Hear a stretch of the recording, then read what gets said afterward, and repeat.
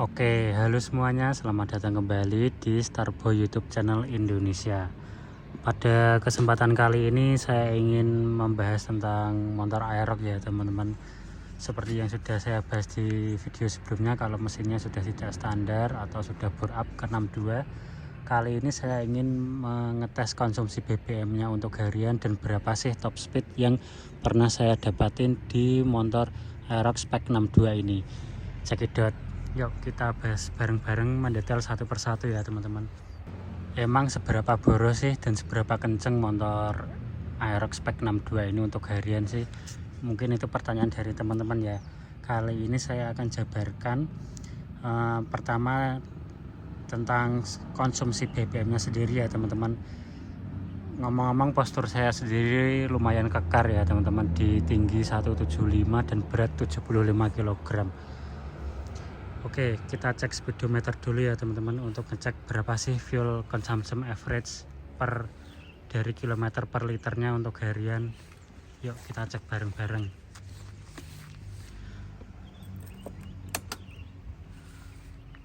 Oke, ini speedometernya.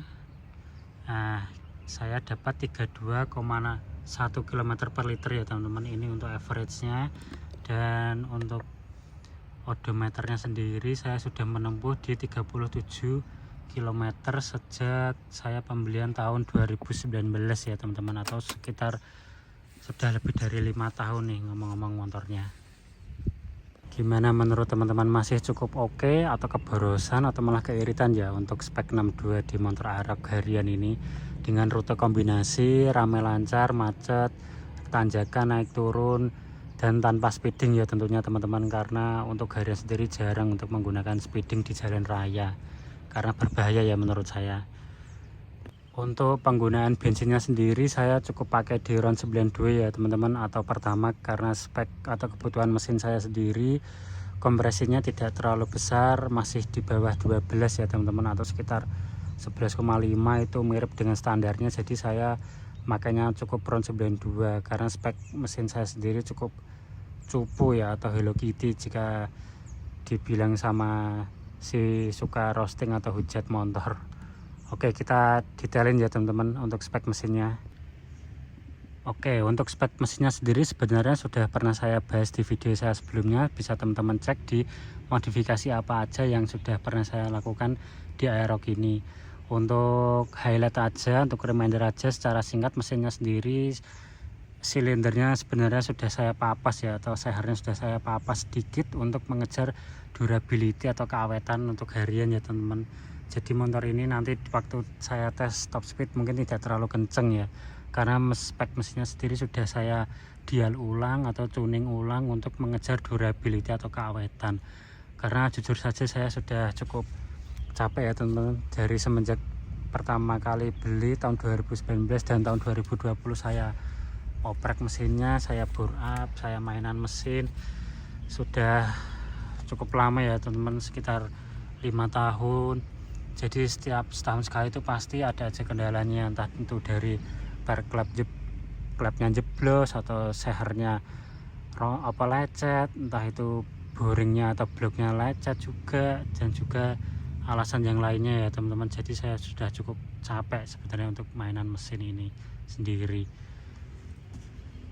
Di sisi lain, di wilayah saya juga di kota Kudus ini yang cukup kecil, jarang ada yang speedingan atau kebut-kebutan seperti di kota-kota besar atau ibu kota Jakarta ya teman-teman. Jadi saya memutuskan untuk downgrade sedikit ya untuk spek mesinnya, yang penting ngejar awet atau durabilitas itu sendiri. Ya mungkin kedepannya jika saya mau modifikasi mungkin dari look saja ya teman-teman, contohnya seperti pengereman ini yang masih ngantuk, masih standar, yang itu mungkin jadi next project saya. Oke, yang selanjutnya saya ingin bahas yaitu berapa sih top speed yang pernah saya capai ya dengan spek mesin begini, dengan postur saya yang segini, yang sebenarnya saya cukup malu ya untuk bilang, karena untuk ukuran 62 sendiri di Aerox ini saya cuman dapat sekitar 135 km per jam ya teman-teman. Itu aja saya sudah nunduk, diketawain teman saya yang pakai Aerox 63 dapat 140 itu gampang dengan badan tegap. ya seperti yang sudah saya bahas tadi ya teman-teman, karena spek mesinnya sendiri sudah saya downgrade, saya papas headnya, saya kasih tuningan atau dial ulang yang mengejar durability dan reliability untuk kesehariannya ya teman-teman. Jadi top speednya setinggi tidak tinggi dan cukup cupu ya untuk ukuran 62 itu sendiri. Dan seperti yang sudah teman-teman dengarkan di video saya sebelumnya yang tes sound knalpot WRX, di video saya sebelumnya bisa teman-teman dengar ya, kompresinya tidak terlalu padat dan cenderung kalem, tidak drodot ya ibaratnya kalau kata-kata teman-teman otomotif saat ini ya. Jadi knalpotnya suaranya cukup kalem ya, cuman kenceng aja sih teman-teman, tapi suaranya nggak padat kompresi gitu.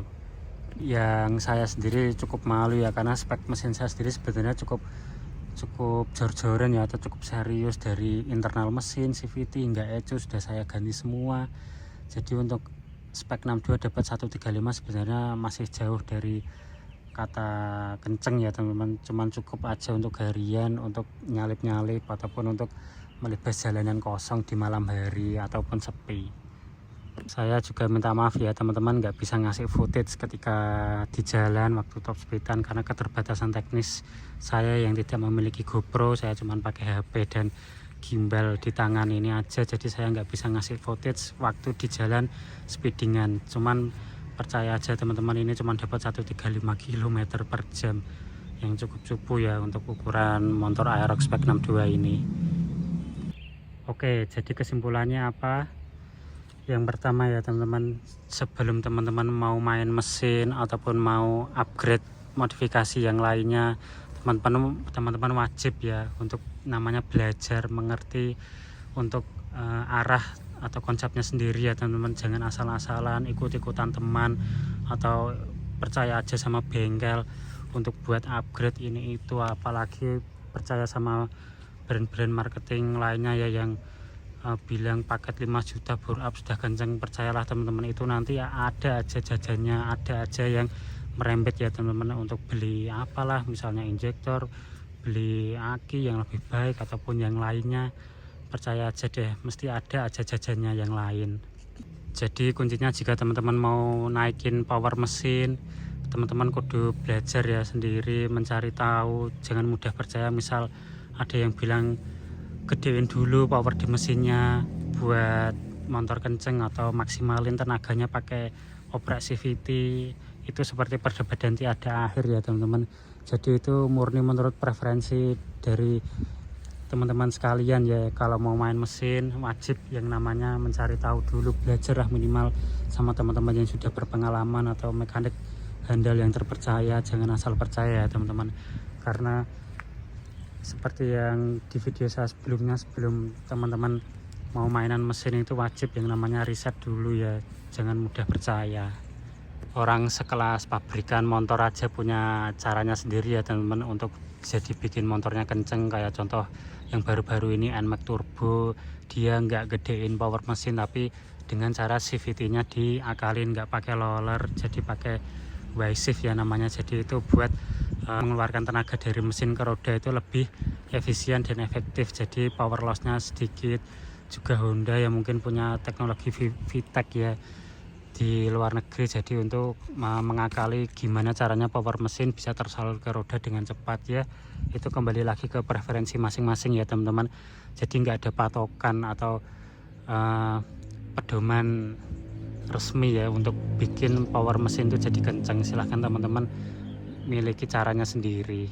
Jadi teman-teman sebelum mainan mesin kudu wajib ngerti ya, kalau mesin tidak standar atau bore up atau stroke up atau apapun itu pasti ada aja tusetnya ya, atau sisi gelapnya ya. Kayak contohnya mungkin harian kurang nyaman atau mungkin dibuat touring kurang aman. Jadi teman-teman harus berani ambil resiko dan berani untuk tanggung sendiri ya teman-teman untuk konsekuensinya.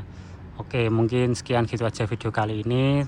Buat teman-teman yang sudah support saya dengan cara like dan subscribe, terima kasih untuk semuanya.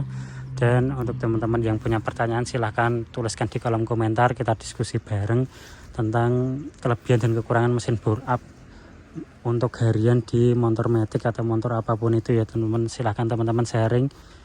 Gitu aja video kali ini, terima kasih sudah menonton.